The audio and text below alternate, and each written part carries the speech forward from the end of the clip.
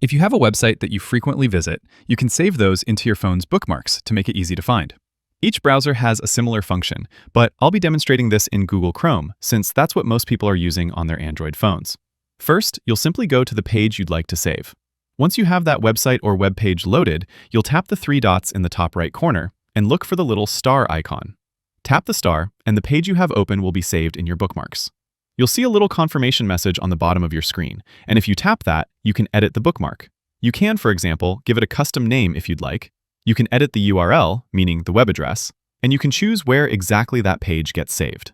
You can save a bookmark locally on your device or in your Google account, which means they'll be accessible on any device that's logged into the same Google account. I'll keep the default folder for this one, and I'll save it in the mobile bookmarks. After you've bookmarked something, you can access it by tapping those three dots and then choosing Bookmarks.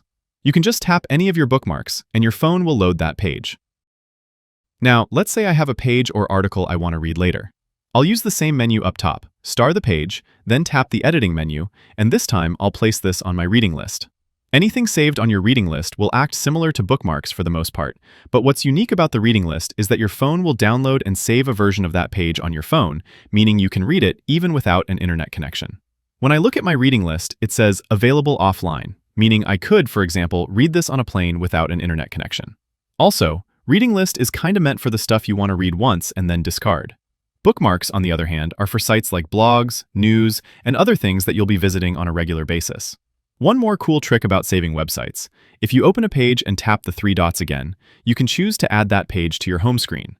This will create a shortcut to the page, add it to your home screen, and create a dedicated icon for it, making that site or page almost look like a standalone app on your phone. So, that's how you save websites.